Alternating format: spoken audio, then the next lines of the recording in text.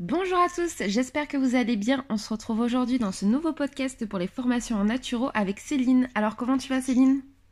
Bah écoute, je vais bien, merci. Bonjour à tous, bonjour Eva, et merci de me recevoir sur ton podcast.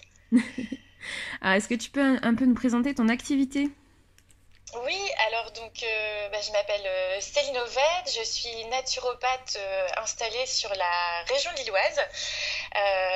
Donc je suis installée depuis un peu plus d'un an et depuis 6 mois, on va dire, à temps plein, puisqu'avant je pratiquais à côté de mon activité professionnelle. Et comme j'ai quitté mon travail il y a maintenant 6 mois aujourd'hui, donc je suis installée à temps plein. Donc je suis naturopathe, je suis réflexologue plantaire et également conseillère en aromathérapie traditionnelle et en fleurs de bac. Je fais également du coaching en hygiène de vie. Et je suis principalement spécialisée sur la gestion du stress et toutes ses manifestations. Donc voilà, ça peut être la fatigue, les problèmes de sommeil, les troubles du poids, tout ce qui est gestion des émotions aussi. Et j'interviens donc dans le cadre de consultations individuelles en face à face et également en entreprise où je propose voilà, des ateliers bien-être autour de l'alimentation saine et de la gestion du stress. C'est génial, bravo pour ton activité en tout cas. Alors est-ce que tu pourrais un peu nous parler de l'IFSH, de l'histoire de ton école et de la fondation de l'école? Oui, tout à fait. Donc moi, j'ai été certifiée effectivement par l'IFSH, donc qui est l'Institut français des sciences de l'homme, qui est donc une école qui est dirigée et qui a été créée par Patrice Ponzo. Donc Patrice Ponzo, qui est un ancien élève de Pierre-Valentin Marcheseau. Donc voilà, les naturopathes qui connaissent un petit peu l'histoire et l'historique de la naturopathie feront le rapprochement. Et Patrice Ponzo, donc, est aussi un iridologue très connu et reconnu dans le milieu. Et donc voilà, on a pu avoir Patrice Ponzo comme professeur sur nos cours d'iridologie, ce qui était vraiment hyper intéressant. Donc l'IFSH, c'est une école qui a été créée officiellement en 2011 sous cette terminologie. Mais avant ça, Patrice Ponzo avait créé une première école de naturopathie en fait, qu'il a renommé et rebaptisé donc IFSH en 2011. En ce qui me concerne, donc moi j'ai été étudiante sur le centre de formation de Paris, qui est situé donc à 2 pas du parc Montsouris. Donc pour les personnes qui connaissent, c'est un parc qui est vraiment très joli et dans lequel on adorait voilà, faire nos pauses déjeuner et nos petites pauses. Mais il existe aussi donc d'autres centres de formation en France, avec notamment Bordeaux, Lyon, Marseille, Nantes, Nice, Toulouse, Tours et Strasbourg. Donc effectivement, on voit que la France est bien quadrillée pour le coup par l'IFSH et ça permet donc de toucher aussi les élèves en région. Voilà un petit peu ouais, pour on va dire la présentation générale de l'école. D'accord. Est-ce que tu pourrais nous parler un petit peu des fondements de l'école? Est-ce qu'elle a plutôt une approche hygiéniste, une approche de naturopathie moderne? Vous avez plutôt quel courant dans votre école? Alors, moi je dirais que on est plutôt sur une approche moderne de la naturopathie. On nous enseigne hein, évidemment les fondements de l'hygiénisme bien sûr, mais c'est vrai que la particularité de l'IFSH, pour avoir comparé en fait différents programmes de différentes écoles, c'est vraiment qu'on est ouais, sur une naturopathie moderne plutôt pragmatique. Voilà, où on a en termes de cours, alors en termes de modules, c'est assez large, hein, puisqu'on a, donc c'est une école qui se fait en 2 ans. En formule week-end, donc ça veut dire qu'on est 1 à 2 week-ends par mois dans le centre de formation. Donc pour ma part, c'était Paris. Et au niveau de la répartition des cours, donc on a le tronçon de première année qui correspond au cursus de conseiller en nutrition, puisque l'école propose en fait un cursus de conseiller en nutrition et un cursus de praticien naturopathe. Donc la première année, j'ai envie de dire, elle est commune avec les matières qui sont enseignées sur le cursus de conseiller en nutrition. On va parler d'alimentation, de diététique, d'anatomie, physiologie, physiopathologie également, tout ce qui est aromathérapie, gestion du stress, nutrithérapie et oligothérapie. Et la deuxième année, on vient approfondir certaines des matières qu'on aura vues en première année, notamment tout ce qui est phytothérapie, aromathérapie, donc niveau 2.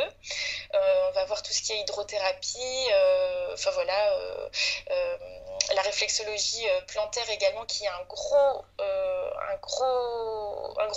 comment dire, une grosse partie du cursus, Mm. puisque à l'IFSH, en fait, la réflexologie plantaire, elle est intégrée dans le cursus de praticien naturopathe. Donc ça nous occupe 2 à 3 mois de la deuxième année, donc c'est quand même une grosse partie. Mm. Donc voilà un petit peu. Mais c'est vrai que l'approche, moi je la considère plutôt moderne, plutôt pragmatique, où on essaye voilà, de nous donner très rapidement des clés pour pouvoir pratiquer efficacement. D'accord, c'est génial. C'est génial. Et comment se passent les cours? Est-ce que vous avez plutôt une tendance à être un petit groupe? Oui, tout à fait. Alors, on est plutôt en petit groupe. Je dirais qu'on doit être à peu près ouais, 25 personnes. Si je me trompe pas, on était 25-30 personnes. Alors, pour le coup, c'est vrai que le centre de Paris, la salle commençait à être un peu petite devant, on va dire, l'essor et l'engouement des personnes qui avaient envie de suivre ce cursus. Donc, voilà, c'est vrai qu'on n'est pas forcément hyper à l'aise dans cette salle. Mais pour le coup, elle est quand même voilà, hyper bien équipée. Donc on était plutôt ouais, en petit groupe.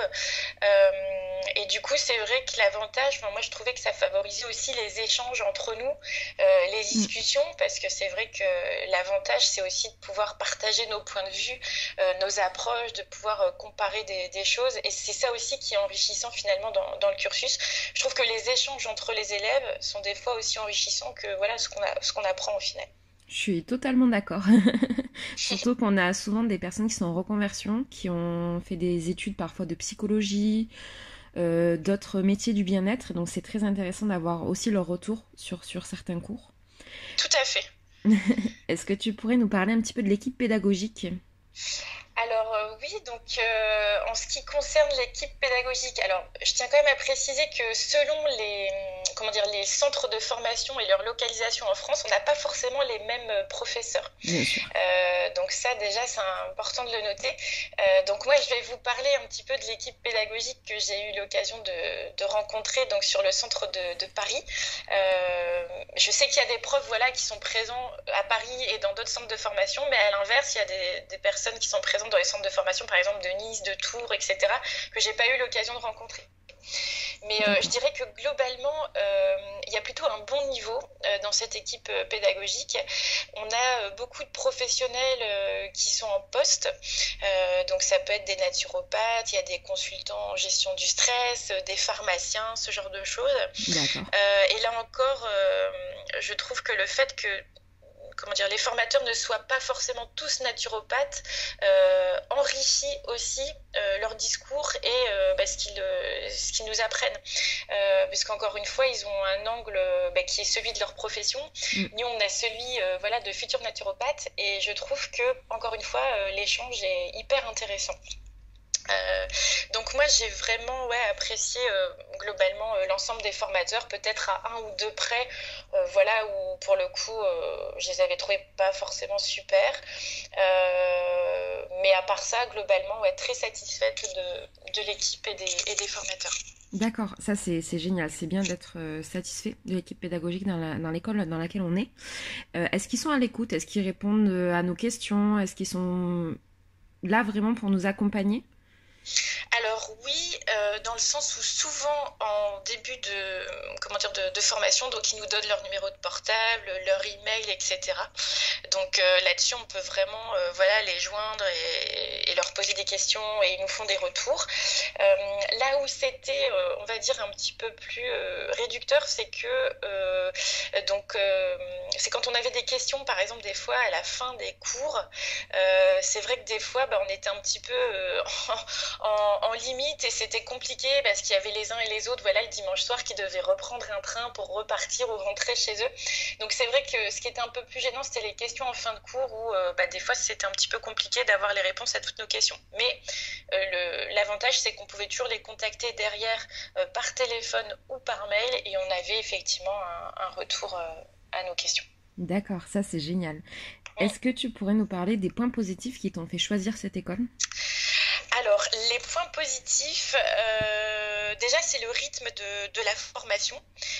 Parce que comme moi, j'étais encore en activité professionnelle lorsque j'ai entrepris ce cursus de formation, je ne pouvais pas y consacrer, on va dire, une année pleine. Donc, le fait de pouvoir l'étaler sur 2 ans à raison d'1 à 2 week-ends par mois, pour moi, c'était vraiment la formule idéale. Il y avait également le prix, pour moi aussi, voilà, qui était intéressant. C'est vrai que quand j'ai décidé de me lancer dans cette formation, j'avais fait un tableur Excel avec un audit de toutes les écoles possibles et inimaginables qui pouvaient exister, où j'avais étudié les programmes de formation, les localisations, le rythme des cours, les matières, etc. Et le prix, forcément, qui était un élément aussi à prendre en compte. Et pour moi, le prix était abordable, je pouvais le financer aussi. Donc, je trouvais qu'il y avait un bon rapport qualité-prix, et ça, c'est important de le dire. Il y avait aussi le fait voilà, qu'on soit en petits groupes. Moi, j'aimais bien aussi voilà, on va dire cette taille humaine, cette taille d'école à taille humaine qui est importante pour moi pour favoriser les échanges. Et après, il y avait un centre près de chez moi. Donc, pour le coup, bon, c'est Paris parce que j'habite Lille, donc c'est assez direct. Mais pour toutes les autres personnes, je trouve que ce qui est bien, c'est qu'il y a des centres disséminés un peu partout en France. Donc, il y en a forcément un près de chez vous, ce qui évite voilà, de devoir aller forcément sur Paris pour se former. Totalement, je suis totalement d'accord avec toi. Est-ce qu'il y aurait d'autres points plutôt négatifs que tu pourrais nous dire sur ton école qui t'ont pas forcément plu? Enfin, en tout cas, de ton regard à toi. Alors oui, il y en a deux principalement. Je dirais que c'est la partie de cours qui concernait tout ce qui était anatomie et physiologie, physiopathologie. Pour le coup, cette partie-là, on l'a fait en e-learning. Elle n'est pas du tout, entre guillemets, enseignée en présentiel. On a pour ça des modules en e-learning et personnellement, moi, je les ai trouvés assez simplistes, ces modules pour cette matière. Donc, il faut vraiment investir dans un bon livre à côté et vraiment lire beaucoup à côté. C'est un peu, j'ai envie de dire, ouais, un peu le point négatif du programme, c'est celui-ci. C'est que je trouve c'est une partie qui n'est pas très musclée dans le programme. Et le deuxième point négatif que j'aurais à mettre en avant, c'est le manque de mise en situation. Notamment avec des cas pratiques de consultation, etc. C'était prévu dans le programme et effectivement voilà il y a eu un peu de laxisme je pense de la part des élèves et puis de façon générale où du coup on n'a pas ramené de cas pratiques et du coup on n'a pas pu pratiquer tout ça, ce qui fait qu'après au début quand on se lance et qu'on doit mener ses premières consultations, on n'est pas hyper à l'aise et voilà c'est un peu ce que je peux reprocher à l'école. D'accord. Bon après de toute manière c'est vrai que je pense que n'importe naturopathe qui se lance, les premières consultations, on tâtonne un petit peu. Tout à fait. Même si on a fait beaucoup de mise en situation. Est-ce que tu aurais d'autres choses à rajouter? Non, moi c'est un point aussi positif pour avoir comparé avec d'autres élèves d'autres écoles, c'est qu'on a vraiment de très beaux supports de cours à l'IFSH. On nous remet vraiment des livrets, imprimés en couleur avec vraiment tout le contenu, c'est limite des petits manuels. Sur lesquels on peut prendre des notes aussi, il y a des encarts qui sont prévus pour ça. Et je trouve que c'est important parce que ça reste aussi, et moi j'y reviens très souvent dans mes petits manuels, mes petits supports de cours. Quand j'ai besoin de vérifier une info, c'est facilement accessible, c'est bien mis en page, ça donne envie aussi de le regarder. Et je pense que c'est une des rares écoles aussi à faire ça, peut-être avec quelques écoles par correspondance. Mais en tout cas, dans les écoles en présentiel, c'est une des rares écoles à vraiment avoir mis aussi en avant les supports de cours. Donc moi je suis très contente de cette école malgré les petites lacunes que je viens d'évoquer, mais qui restent mineures. C'est aussi une école, et c'est important de le souligner, qui fait partie du syndicat des professionnels de la naturopathie, donc qui est un syndicat qui regroupe plusieurs écoles de naturopathie, donc un peu comme la FENA et on va dire les écoles parisiennes. Et donc du coup, là encore, il y a une reconnaissance entre ces écoles avec des cursus qui sont de plus en plus harmonisés. Et c'est gage aussi, voilà, d'un certain professionnalisme, d'une éthique aussi, puisqu'on doit signer une charte avec le syndicat concernant notre pratique et l'éthique qu'on y apporte. Donc voilà, une école très, très sérieuse selon moi. D'accord. Ben, merci beaucoup, Céline, d'avoir accepté de faire ce podcast. Merci à toi, Eva. Merci. Donc, je vous retrouverai toutes les informations de Céline et de l'IFSH en barre d'informations. Je vous remercie d'avoir écouté ce podcast et on se retrouve bientôt pour un nouveau podcast.